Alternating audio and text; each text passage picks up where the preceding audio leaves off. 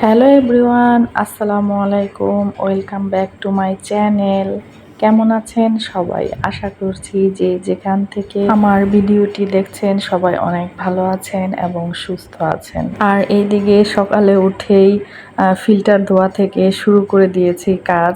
ফিল্টারটা ধুয়ে নিয়েছি, ওটার মধ্যে পানি দিয়ে তারপর অন্যান্য কাজে লেগে পড়েছি।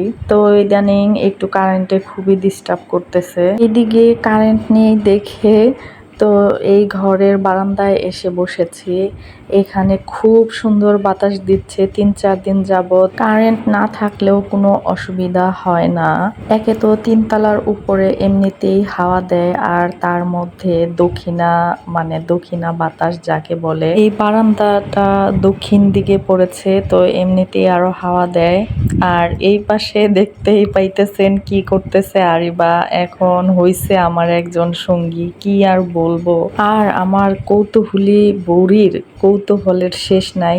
সে এই পিলার মেশিন দিয়ে পিলিং করার চেষ্টা করতেছে।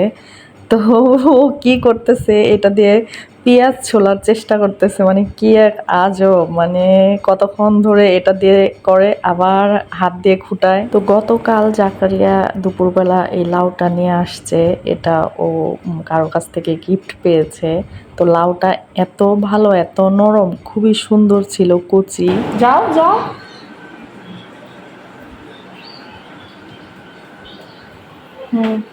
Thank you. আমার সোনা পাখিটা আস্তে আস্তে বড় হয়ে যাইতেছে, তার প্রমাণ। সে আমাকে টুকটাক এখন কাজে হেল্প করে, আর এরকম ছোট ছোট কাজ তাকে করতে দিলে সে খুবই খুশি হয়। কাটাকুটি করতে করতে কারেন্ট চলে আসছে, আমি সবকিছু গুছায়ও নিছি।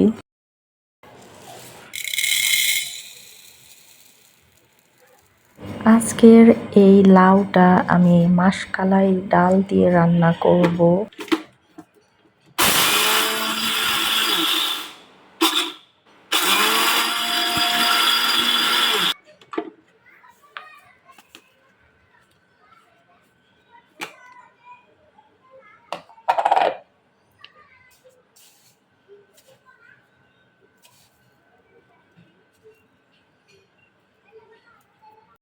মাটির কড়াইটা কিন্তু রান্না করার আগে আমি ভালো করে ধুয়ে এভাবে ২-৩ দিন এভাবে ফ্রাই প্যানের উপরে দিয়ে ১ থেকে ১.৫ ঘন্টা করে হিট দিয়েছি।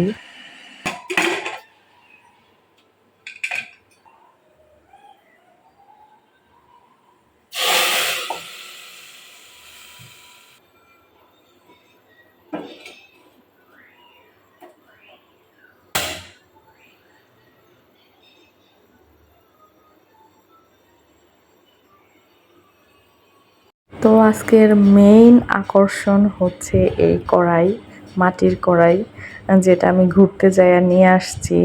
এটা শখের কড়াই বলা যাইতে পারে। তো আমার অনেক দিনেরই শখ একটা মাটির কড়াই নিব এবং মাটির কড়াই রান্না করব। তো পুরা রান্নাটাই কাটছে আমার ভয়ে ভয়ে। তার কারণ বলতেছি, আর আপনারা দেখতেই পাইবেন যে আমি কত দূরের থেকে রান্না করতেছি, ভয়ে ভয়ে। এই বুঝি মাটির কড়াইটা ঠাস করে ফুটে যাবে, তো এই ভয়ে ভয়ে আমি অনেক দূরের থেকে নাড়াচাড়া করতেছি, দিতেছি। হাসিও পাইতেছিল, কি এক অবস্থা। শখের জিনিসের এত ভয়। মাটির কড়াইয়ে প্রথম রান্না করব আমি একদম দেশি তাজা ট্যাংরা মাছ দিয়ে, আলু বেগুন টমেটো দিয়ে মাখা মাখা রান্না করব।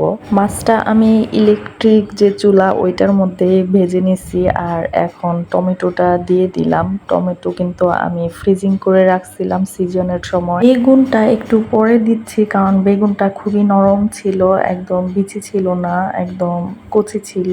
আর বেগুনের পরে আমি মাছটা দিয়ে দিচ্ছি। আর এইদিকে আরিবা টিভি দেখার সময় সব সময়ও এমন করবে, চেয়ারে বসলে কিছুক্ষণ বসে তারপর টিভি দেখবে আর এমন করবে। আমি বুঝলাম না, ও কিছুতেই চুপচাপ থাকতেই পারে না, হাত পা নাড়তেই হবে সব সময়।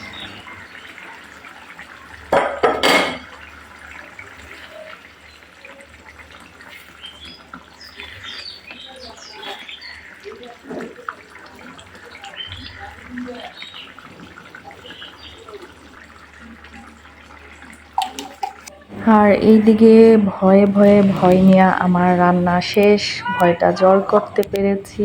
আমার মাটির কড়াই অক্ষত, আমি রান্না শেষ করতে পারছি। জি মা। তুমি ভাত খাবে? ভাত খাবে? আচ্ছা। মা নামি নামি তরকারি। হ্যাঁ, নামি নামি তরকারি। আরিবাকে গোসল করানোর পরপরই কারেন্ট চলে গেছে, যার কারণে আমি আরিবার চুলটা হেয়ার ড্রায়ারে শুকাই দিতে পারি নাই। তো ওই বারান্দায় আমি ওকে বসায় ভাত খাওয়াই দিছি এবং ওখানে আস্তে আস্তে চুল শুকানোর চেষ্টা করছি। আর এখন ফাইনালি আমার সেই মাটির কড়াইয়ে রান্নার তরকারি দিয়ে ভাত খাবো এখন আমি। তরকারিটা আসলেও অনেক মজা হয়েছিল এবং কালারটা দেখে আপনারা গেস করতে পারতেছেন কি ধরনের স্বাদ হয়েছে। ওয়াও! ভিডিওটি যদি আপনাদের ভালো লেগে থাকে প্লিজ প্লিজ প্লিজ একটি লাইক দিয়ে দিবেন ভিডিওতে এবং চ্যানেলটি সাবস্ক্রাইব করে পাশেই থাকবেন এবং বেল বাটনটি অন করে রাখবেন যাতে আমার ভিডিও ছাড়া মাত্রই নোটিফিকেশনটি আপনার কাছে পৌঁছে যায়। আর এইদিকে কারেন্ট মামা আবার চলিয়া গিয়েছেন তার বাসায়, তাই আমি খাবার নিয়ে বারান্দায় চলে আসছি। এদিকে সুন্দর হাওয়া দেয়। তরকারিটা খেতে কিন্তু আসলে অসাধারণ মজা হয়েছে। আর বড় যে গুলশা মাছটা ছিল ওইটা আমি নিয়ে নিছি। এটা ছিল সন্ধ্যার দিকে, কিছু প্রয়োজনীয় কেনাকাটা করার ছিল, তাই আমরা বের হয়েছি। ভিডিওটি আজকে এখানেই শেষ করব। তার আগে আরেকবার বলছি প্লিজ প্লিজ প্লিজ ভিডিওতে একটি লাইক করবেন। দেখা হবে নতুন কোনো দিনের নতুন কোনো ভিডিওতে। সে পর্যন্ত সবাই ভালো থাকবেন। আজকে এখানেই বিদায় নিচ্ছি। আল্লাহ হাফেজ।